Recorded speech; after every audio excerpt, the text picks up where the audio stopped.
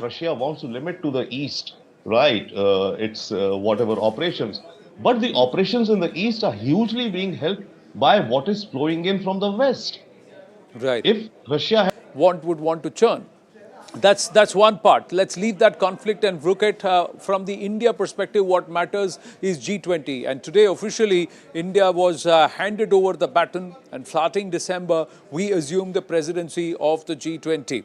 Prime Minister Narendra Modi's message of peace, and this is not the century or this is not the era of war or conflict, found its way into the entire joint statement of all the nations put together. साथ जूझ रहा है। भारत की G20 अध्यक्षता inclusive, ambitious, decisive और action oriented होगी। नए विचारों की परिकल्पना के लिए और सामूहिक एक्शन को गति देने के लिए एक ग्लोबल प्राइम मूवर की तरह।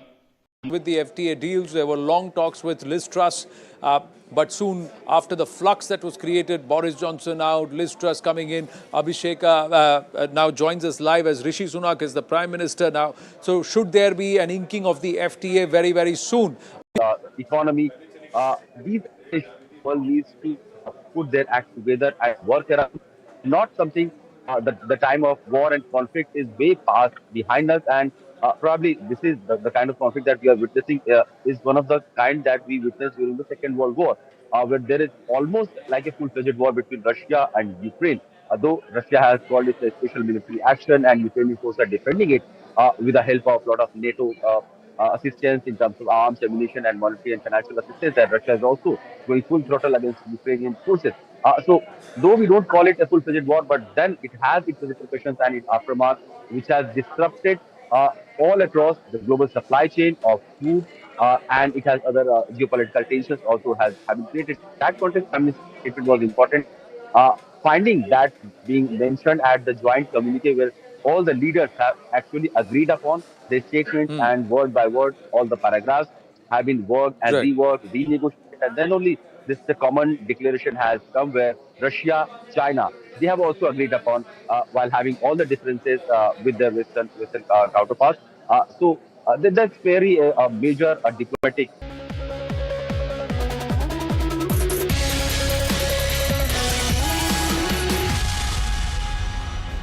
Good evening, this is Viewpoint. I'm Zaka Jacob. The world woke up to the news that Poland was hit by a Russian-made missile. The suspicion was that this had to have come from Russia. This, of course, potentially could have escalated this 9-month conflict because Poland, unlike Ukraine, is a NATO member. And as per Chapter 5 of the NATO Charter, when one member of NATO is attacked, then that is construed as an attack on all. Later on, both US President Joe Biden and his Polish counterpart, Mr. Duda, separately told reporters that this missile likely did not originate from Russia and it was a Ukrainian missile. It's the first confirmed case of the war in Ukraine having caused casualties in another country. This one was not on Ukrainian territory, where there's been a spurt in Russian missile strikes over the last 24 hours. Media reports said 2 Polish citizens were killed as a missile landed in a village in eastern Poland, 4 miles from the country's border with Ukraine. The Polish president came out of the Ukraine-Russia conflict. An attack on all allies in that principle of collective defense. But there are indications emerging now that the US may be stepping back and taking NATO back from potentially a devastating confrontation directly on the ground with Russian forces. We completely investigate, but it is it's unlikely in the minds of the trajectory that it was fired from Russia, but we'll see. The Polish Foreign Ministry identified the missile as being made in Russia, but the Polish president was more cautious about its origin, saying that officials did not know for sure who fired it, plus the events close to the Ukrainian border in Ukraine. It boils down to one factor: where did the missile that hit Zawodo village in NATO member Poland come from? Theories raised range from it being a Russia missile fired into Ukraine, crossing over into Poland, or even that it was a Ukrainian warhead to counter. Now, calm things a little compared to what it was earlier this morning? Well, Poland has been very careful and restrained in terms of reacting. The line was always that we want to establish the facts and we want to get to the bottom of the matter. And it seems that that's what happened, that the preliminary investigation points that was the Ukrainian air and missile defense system, which was launched to intercept the Russian attack against Ukraine. So that it was clearly, and I think it's clearly that It's definitely the threat of escalation quite quickly and quite dramatically. Does this incident once again highlight to you how this war would completely spiral out of control if even there were to be an accidental firing of a Russian missile into NATO territory? I think this is Fred Wire. Thank you. We've all been dreading something like this. It was clearly an accident, whether it's a Ukrainian air defense missile or a Russian cruise missile gone astray. Nobody intended to hit Polish territory, but on the other hand, the fact of it happening is inflammatory. It escalates the rhetoric. It gives full voice to those forces in Eastern Europe who would like to drag NATO into a broader confrontation with Russia. It's clearly the sort of thing that can be exploited by various political forces. And it is the kind of consequence of this war that we can expect to happen. It's a good thing that calmer heads are prevailing.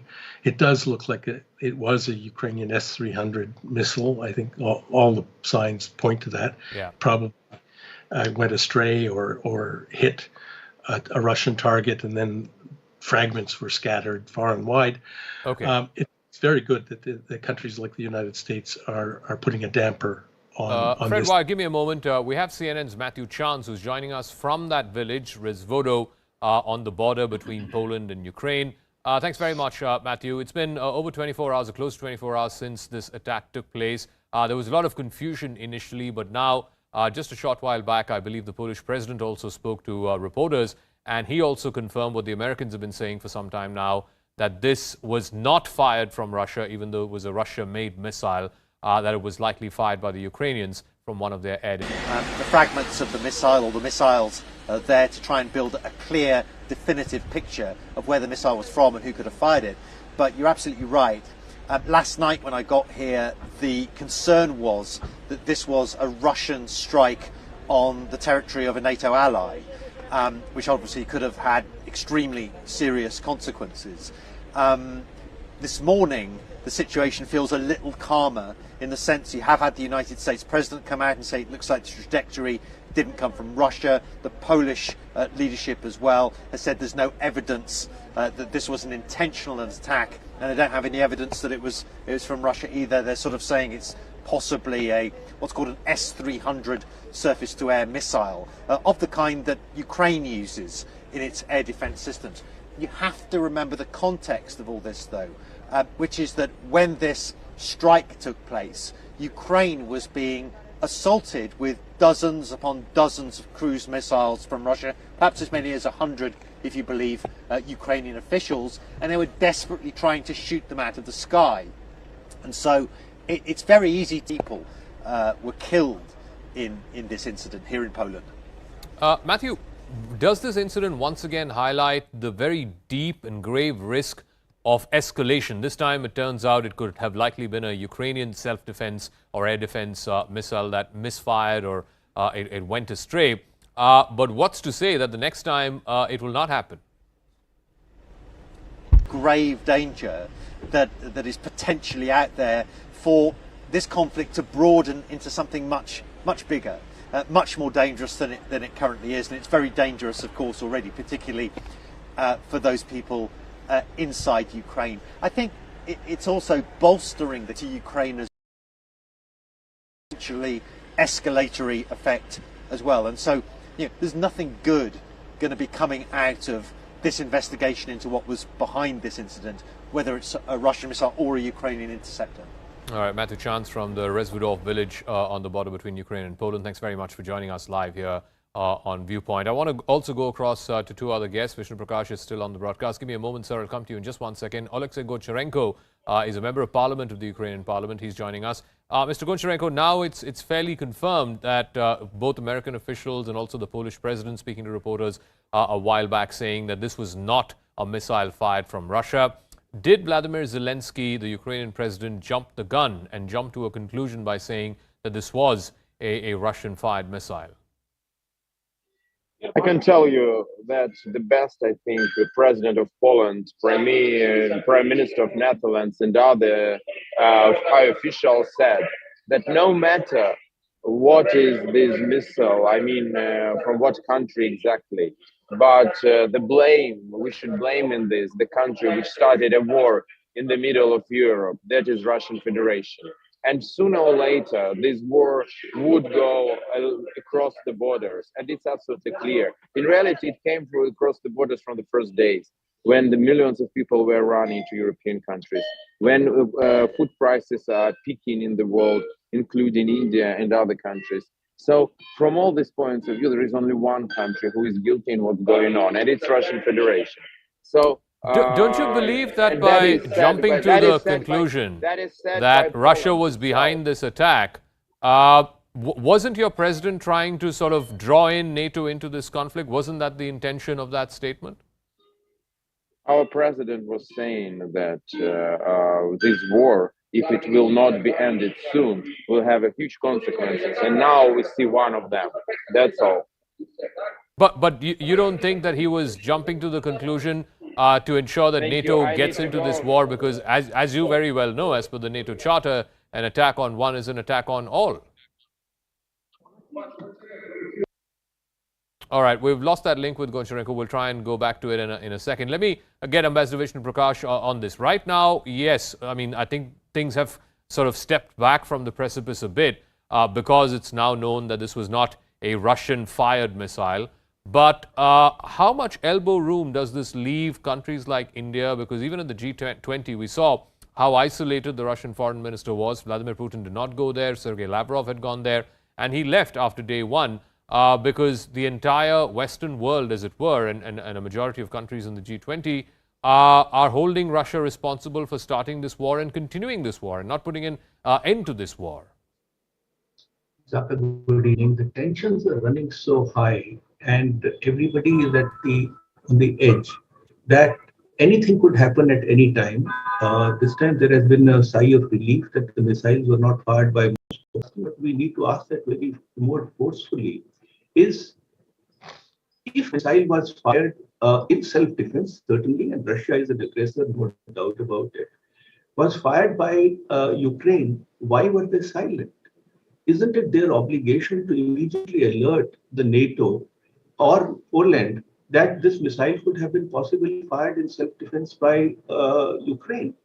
I'm afraid some searching questions have to be asked, because willy-nilly the world could have been pushed into, because you are just a hair trigger away from a catastrophic situation. Yep. So this as far as the other aspect is concerned about the elbow room, I'm afraid the elbow room is shrinking consistently because neither side is willing to relent.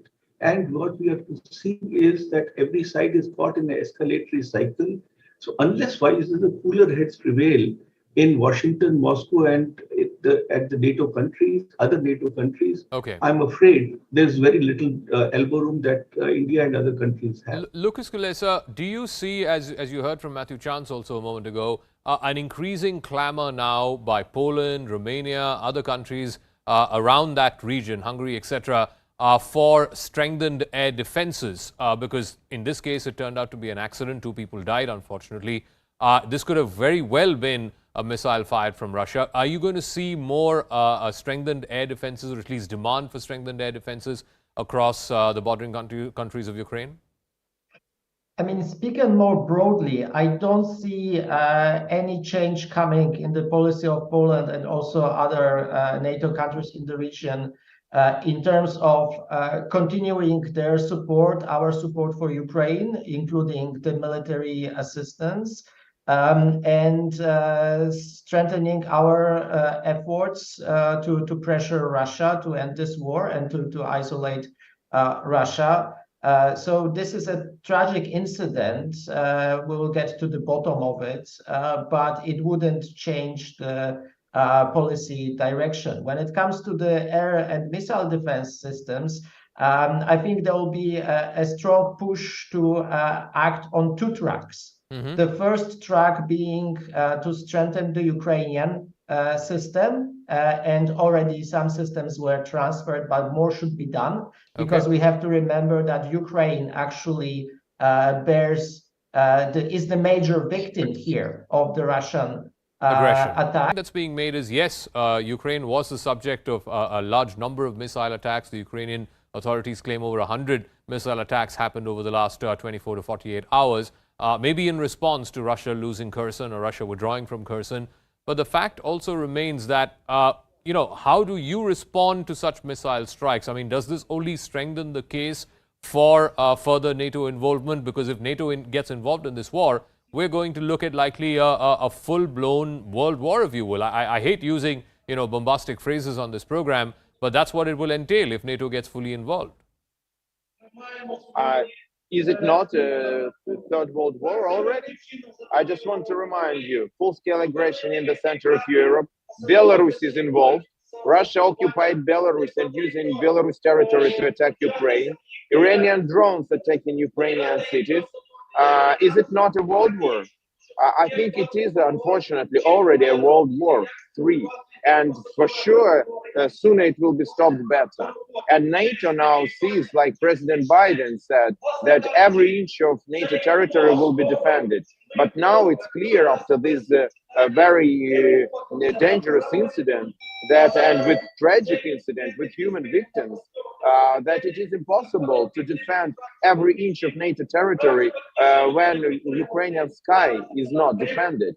So what should be done? If not to go to the war, like you are saying, that Ukraine is not a member of NATO, unfortunately, but helping Ukraine with air defense, with fighters, we can protect not only Ukrainian sky, but also other countries around from this. And in general, sooner Ukraine will win this war, because we are winning this war. We are liberating our land every day. Sooner we will finish it. Sooner Russia will many cities, including Kherson, which recently fell, one by one, cities which Russia had taken over back in the spring and in the summer, Russia losing control, and then eventually the Ukrainian forces taking over those cities.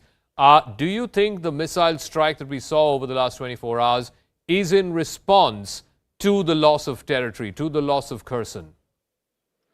No, I think it's part of a wider Russian strategy, or a reformulating of Russian strategy, because what's mainly on display in these Russian defeats is, I'm not trying to detract from the Ukrainian victory, but it's not total victory. It's not decisive. The Russians have reformulated what their war goals, shortened their lines. They're bringing in reinforcements they clearly intend to fight on. And I think that these strikes are part of some future Russian plan for offensives.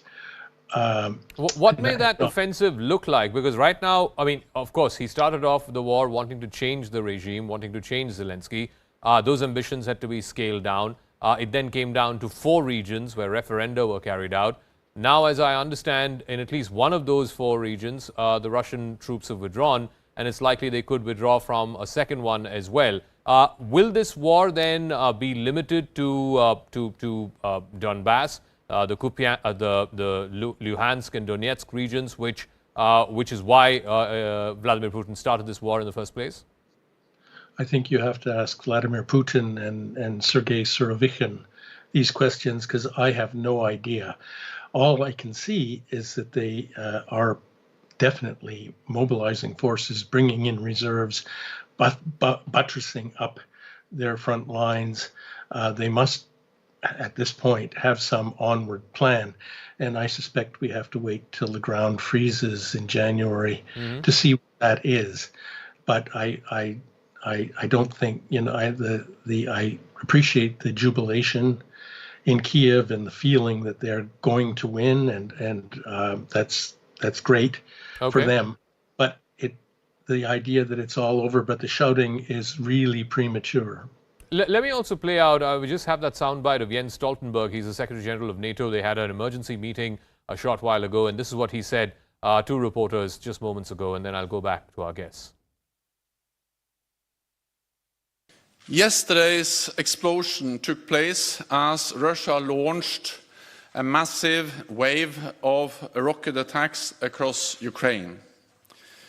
Since the start of Russia's illegal war in Ukraine, NATO has increased vigilance across our eastern flank, and we are monitoring the situation on a continuous basis. An investigation into this incident is ongoing, and we need to await its outcome. But we have no indication that this was the result of a deliberate attack. And we have no indication that Russia is preparing offensive military actions against NATO. Ask Alexei Gocharenko this. This is the NATO Secretary General. He's saying there's no evidence that this was a launch from Russia, or there is no evidence to show that Russia intends to launch some kind of an attack on a NATO member. That's what he said. What should I comment? The General Secretary of NATO knows better than me. He knows better the results of investigation. If he says like this, it is like this in this concrete case. That's the point. Okay, I'll give Ambassador Prakash the final word. All this heightened rhetoric, and clearly rhetoric is coming from both the Russian side as well as the Ukrainian side. Neither side seems to be in a mood to come to the negotiating table. Are we looking at a winter freeze with, European citizens having to pay more for their electricity, for their gas prices? We could even possibly be looking at blackouts across the European continent. Are we looking at a freeze for the next 3 months and then both sides regroup once the snow starts melting? Well, I would agree with that. I think we are looking at the long haul because neither side is willing to blink or relent. The fact is that regardless of how long the conflict lasts, I still want to call it war. I would like to call it conflict. Russia cannot lose or cannot afford to lose, and Ukraine cannot win. So in this kind of a situation, the question that needs to be asked is that, yes, Russia is the aggressor, but who needs peace the most? Who needs the war to stop, the conflict to stop immediately? And that I would argue and submit that is Ukraine, because Ukraine is getting destroyed. Ukrainian people are getting killed. But is that what is happening? I'm afraid the very dangerous rhetoric that is coming from Ukraine is not helping at all. It is time, again, I would like to reiterate that Ukraine and Russia and NATO should revisit the situation and see how to bring changes so that a ceasefire can be brought about. Missile.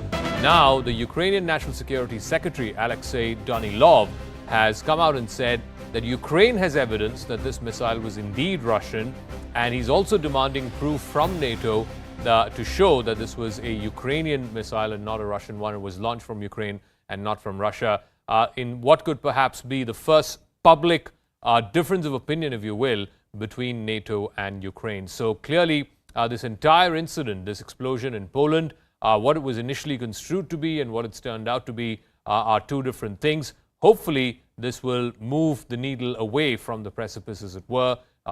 Neither side will be looking to climb the escalatory ladder and hopefully move in to try and de-escalate the situation and then carry on with the rest of the war, as it were, in the remaining parts, now primarily focused, of course, in both eastern and southern Ukraine. That's a wrap. In a moment, Poonam will be joining you with the biggest exclusive tonight. Thanks for your time.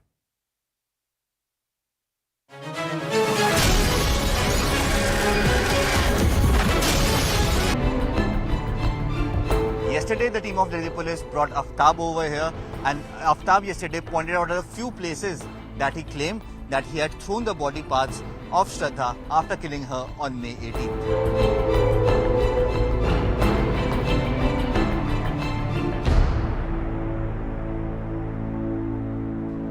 Good evening, you're watching CNN News 18 and this is the biggest exclusive with me, Poonam Burde. 6 months ago, on May 18th, a 27-year-old was murdered by a man who claimed to love her. Over the course of the next few days, her body was chopped into pieces and strewn around a forested area in the national capital.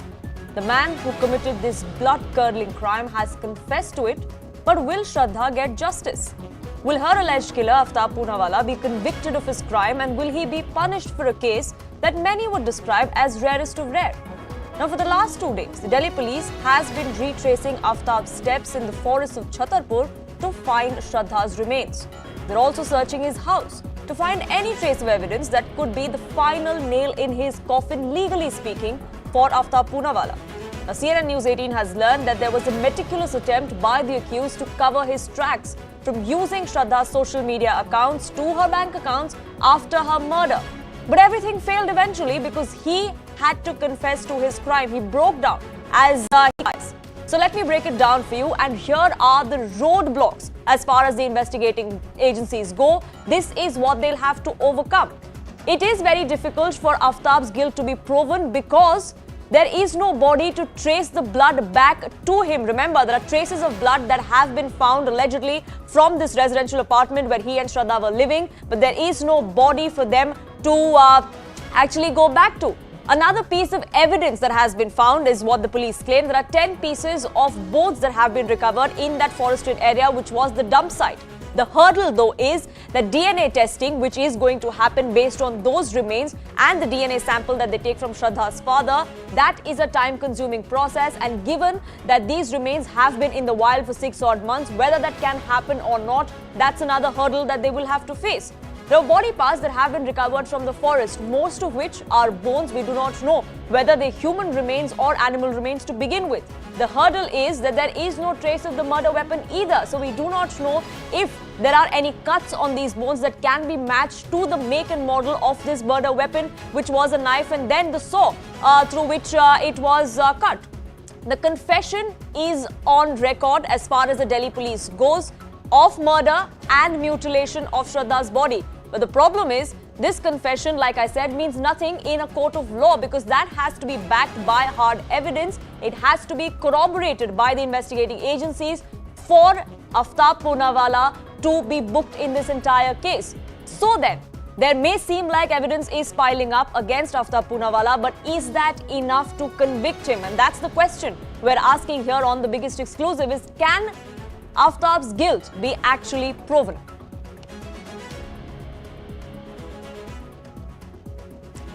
Dr. Dinesh Rao, forensic expert, will be joining us shortly. Dr. Ellen Rao, former DCP of Delhi, will also be joining us. Ashwini Dubey, an advocate on record in the Supreme Court, will also be joining us on this broadcast. But psychologist Dr. Nisha Khanna is with me, and I'd like to get started with her. Dr. Khanna, over the last 48 hours, over the last 72 hours, there have been enough discussions about what kind of psyche actually leads someone to commit this barbaric crime. Many said this was a heat of the moment crime. It was a crime of passion. Something overcame the man and then he strangulated her and killed her. If that was the case, then he perhaps would have not hid the crime for 6 months until it actually came to light after the father filed the complaint. He wouldn't have gone to the trouble of cutting her into small pieces so he would not be detected, and then meticulously every single night at 2 a.m. for 18 days go into a forest less than a kilometer away and throw those remains away. That does not show a crime of passion or a heat of the moment decision. Poonam, I just want to say numerous times, even the 2021 June research says, and the research is again about intimate partners, homicide or intimate partners, femicide. They talked about there is a term called alexithymia. Alexithymia is their term where person doesn't feel emotions and unable to define emotions, identify emotions. So when you talk about any person who is killing the partner or someone is talking about, you are talking about emotions because you are able to feel pain. You are on pain, someone else pain. So there are lots of people, especially when they are talking about such sort of criminal, a proper research had happened over this topic, and they showed that the people who are having these, they have shown the symptoms of alexithymia, unemployment, the financial issues, as I said, incompatibility issues between. There is a lot of emotional baggage most of the time criminals carry.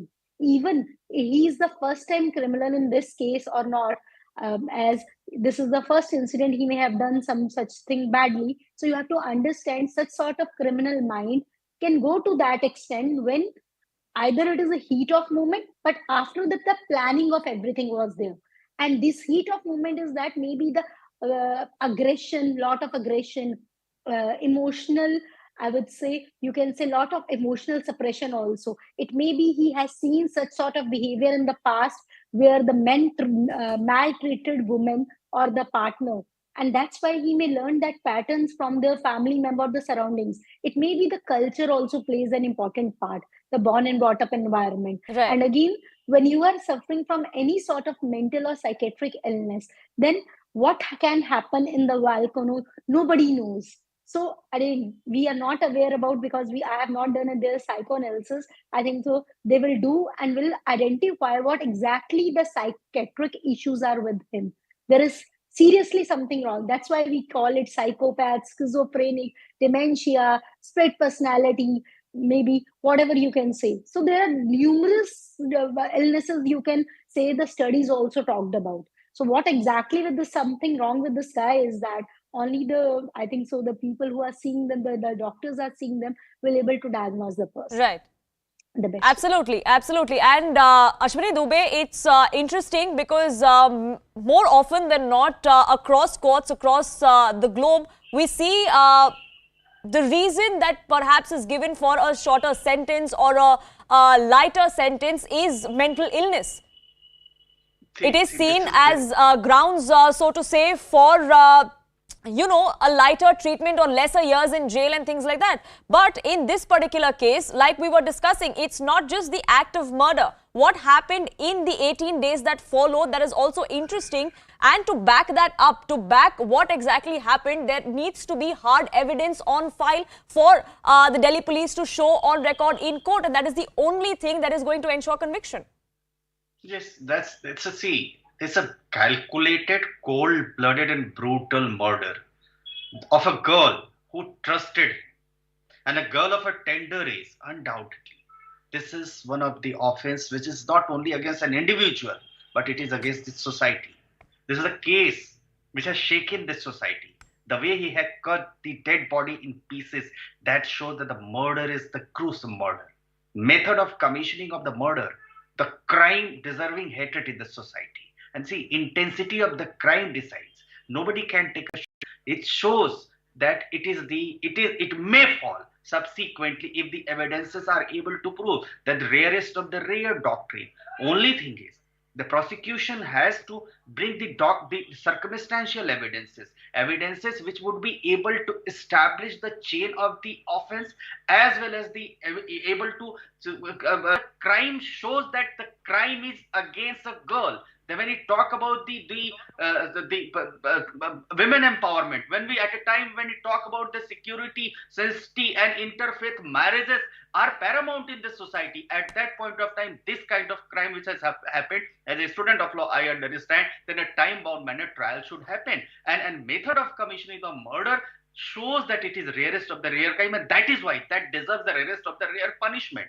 And so far as of now, the people, so many legal experts and people say that the evidence, the statement given with the police does not have any evidentiary value. Yes, that indeed, but the circumstantial evidences shows that the girl was staying with him, that the fridge was brought, he approached to the doctor, then he started destroying the evidences, started throwing circumstantial evidence, though unfortunately has led to acquittal in a lot of cases as well. Some very prominent ones at that, and we'll come back to that, Ashwini Dubey, but I want to get in the forensic expert that's on the panel, Dr. Dinesh Rao, because this particular case hinges very much on forensic evidence, on what that evidence would bring to the... mentioned that the body parts that's been thrown nearly 5 to 6 months back, but definitely the soft tissues can never be found, but only thing is the bony material can definitely be found. But only thing is the retrieval of this bony material, because it can never be the site where exactly is disposed,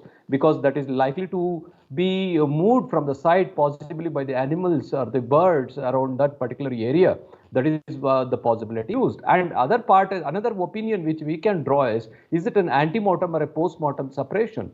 That he died after death, that bones were separated, or before that, that also can be concluded. And apart from that, the time since death, that means what approximately how many months back, as he says that 4 to 5 months back, is it consistent with his statement? That also can be corroborated by the findings on the bones. And beside this, even whatever the bones, wherever it has been found, it will be a secondary crime scene. The primary crime scene will be the place where the crime exactly has been committed, that is in his house, and he has killed her in that particular house where he resides. Beside this, he has stored the body parts in the refrigerator, and the place where he has cut, definitely there will be splatters of tissues or even the body fluids like blood.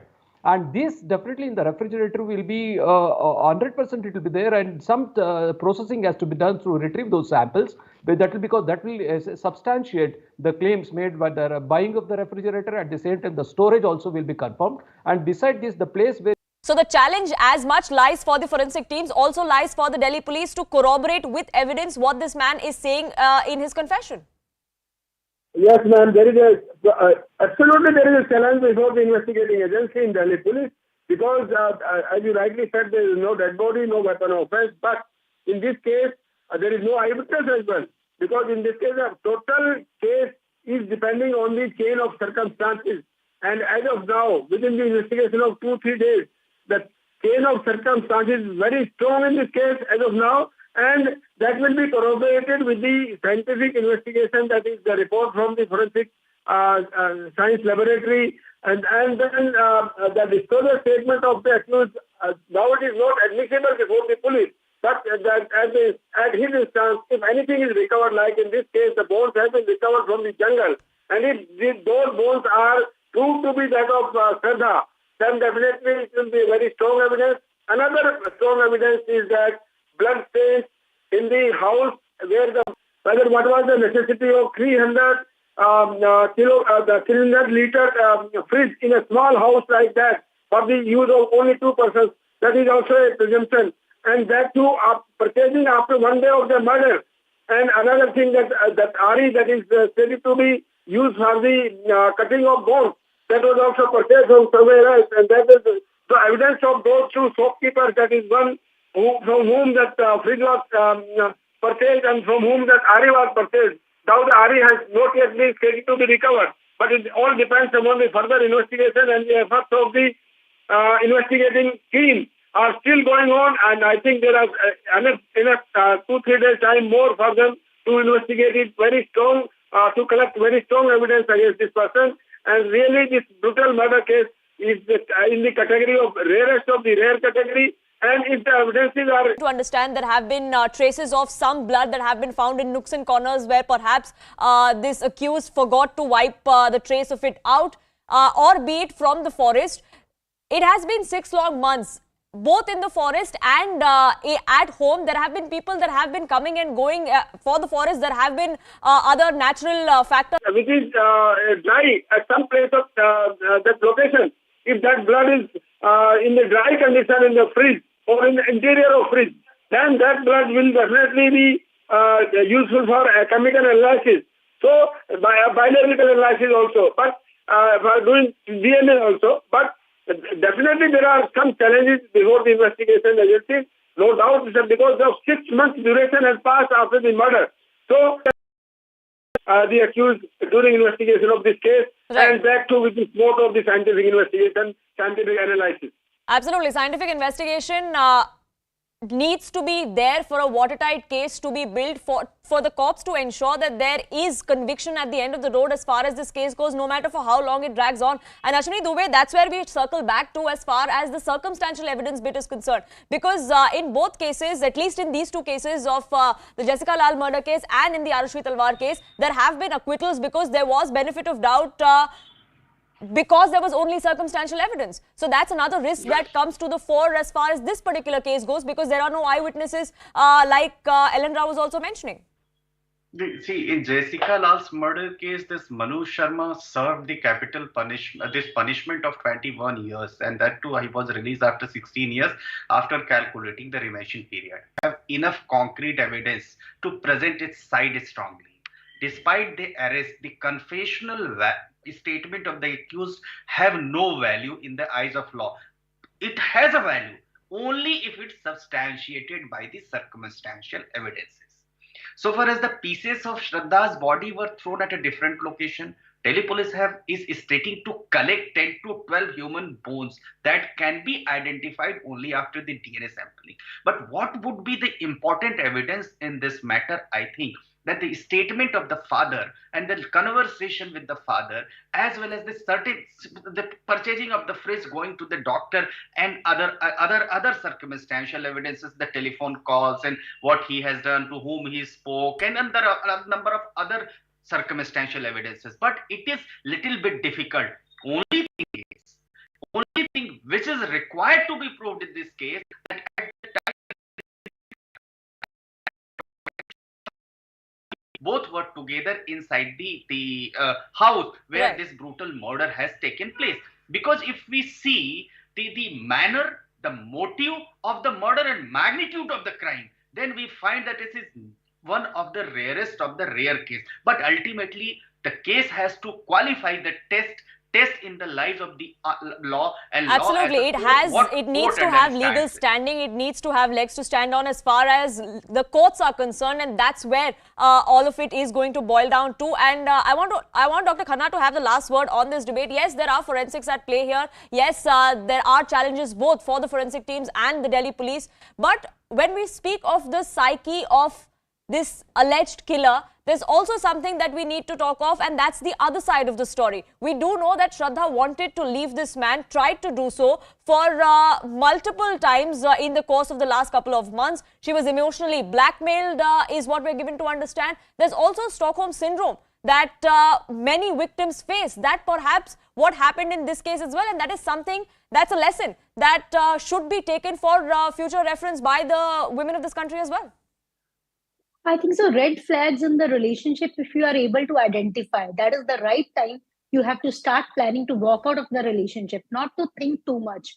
Because sometimes we think we already invested so many emotions in the relationship. And because of those emotions, and we thought of that as because of the defense mechanism, like the coping defense mechanism like Stockholm Syndrome, that the woman or the victim thought that, okay, if I would be in the relationship, the things will be fine sooner or later. Or this person has some like positive. Most of the time, the abuser tell them to emotionally abuse them, physically abuse them, sexually abuse them, and cut off their friend circle, cut off them from the family, or either the person chooses themselves to cut off from each and every one from the surroundings. Right. So I Which think is so also that why those red it flags went unnoticed for all this see. time, from May up until September, October, when the first complaint was filed. That is one of the reasons why, because she had cut off ties with most of her friends. Her family was estranged as well, from what we're given to understand. But as far as the guilt of Aftab Poonawala is concerned, it is an uphill battle. It is an uphill task for the forensic teams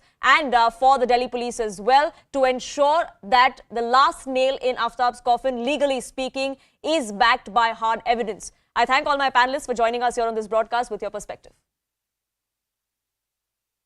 We're shifting focus now to the successful 2 days that the Prime Minister has had in Bali. It was the 17th G20 Leaders Summit, which concluded this afternoon. There were several bilaterals that were held by the Prime Minister on the sidelines as well. But it's a big moment because Indonesia has handed over the presidency for 2023 of the G20 conclave to India. The schedule of the summit was disrupted by an emergency meeting this morning because there was a missile strike in Poland. But earlier in the day, G20 leaders visited a forest in Bali. They planted mangrove trees. There was business, of course, as far as the G20 summit itself is concerned. And for Prime Minister Modi, there were several bilaterals, including the one with UK Prime Minister Rishi Sunak, where the FTA agreement is something that came up. Are we going to see a trade deal on the anvil soon? That, of course, remains to be seen. But as Prime Minister Modi took the baton from Indonesia to host the G20 summit next year, this is what he had to say. G20 की अध्यक्षता का दायित्व इस पवित्र द्वीप बाली में ग्रहण कर रहे हैं विश्व जियोपॉलिटिकल तनावों, आर्थिक मंदी, खाद्यान्न और ऊर्जा की बढ़ी हुई कीमतों और महामारी के दीर्घकालीन दुष्प्रभावों से एक साथ जूझ रहा है। भारत काम करे। भारत की G20 अध्यक्षता की theme one earth, one family, one future में पूर्ण रूप से समाहित है। Abhishek Jha, my colleague reporting from Bali, now joins us live. And Abhishek, the Prime Minister has explained he's on his way back to India. It has been a successful 24 hours for him, not just as far as setting the tone for next year's G20 summit is concerned, where he made sure that he told the world that India is going to be a prime global mover. But on an individual level, as far as India and other countries are concerned, there have been progress made on those fronts as well, especially with the United Kingdom. Of course, and we have seen this today was the first time that Prime Minister Modi and Prime Minister Rishi Sunak was holding a bilateral meeting and in the capacity of UK's new Prime Minister, and where he did discuss about the upcoming issues of free trade agreement, and both sides expressed interest and expectation also that very soon they'll be able to sign this free trade agreement that will be first FTA that India will be signing with any European country, and that will open up a new opportunities, area for opportunity for professionals, for people for education, and people for business and other areas also to have connections across the globe. Also, both the leaders were discussing about the issues related to regional security and global security aspect as well. They did discuss about this Ukraine-Russia conflict. Also, we have also seen how the joint declaration of G20 meeting has been adopted, while also having mentioned Prime Minister's phrase that this is not an era of war, and this really tells how the diplomatic, wording and diplomatic way the way India wants to express itself, world is picking up those issues, and they are resonating with the world leaders as well. And today morning it was a very a crisis time when there was this report of Poland being hit by 2 missiles and 2 people having been killed over there, and the urgent meeting of G7 was discussing the issue, and it looks like this whole G20 summit could go off the track, and then this whole G20 will be overshadowed by the latest crisis that is erupting in Ukraine and Poland. But somehow it later on got very much on schedule, and Prime Minister did find time to meet various European leaders. Absolutely. Every single bilateral was held, including the mangrove visit that started. That's how the day 2 of the G20 leaders began in Bali. It has been a successful Bali visit for the Prime Minister, both on personal fronts with the rapport that he shares with world leaders, as well as for the country, both at the G20 front and, of course, individually with all the countries that the Prime Minister held bilaterals with. Abhishek, thank you so much for getting us the latest. With that, it's a wrap from me on this edition. Thank you so much for tuning in.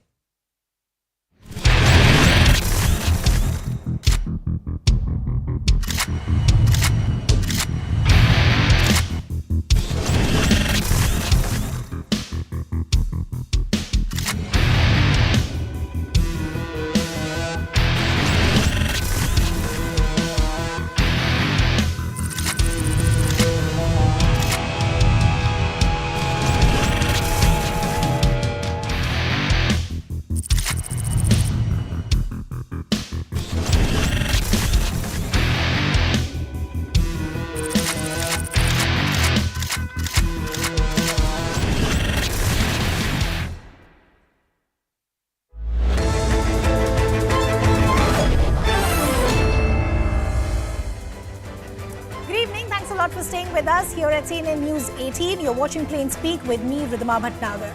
Just when we thought that it couldn't get any worse, new details that have now emerged from the Shraddha murder case will leave your stomach churning. It's not a Netflix series, but a real-life gruesome, sick murder of a young life cut short by her own lover. Over the past 72 hours, the nation has been grappling with details of Shraddha's murder, who was killed by her live-in partner Aftab. He didn't end the story there. That's actually where it began. He chopped her body in 35 parts, disposed them piece by piece, and continued to live there as if nothing had happened. As police officials now try to piece the sequence of events together, time is running out. 6 months after the murder, will there still be enough to nail Aftab?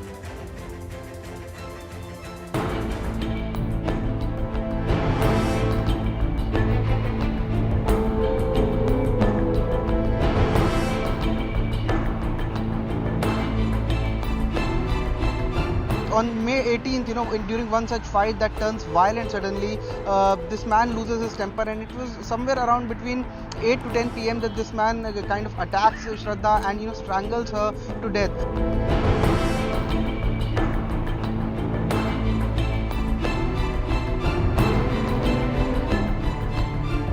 Yesterday, the team of Delhi police brought Aftab over here, and Aftab yesterday pointed out a few places that he claimed that he had thrown the body parts of Shraddha after killing her on May 18th.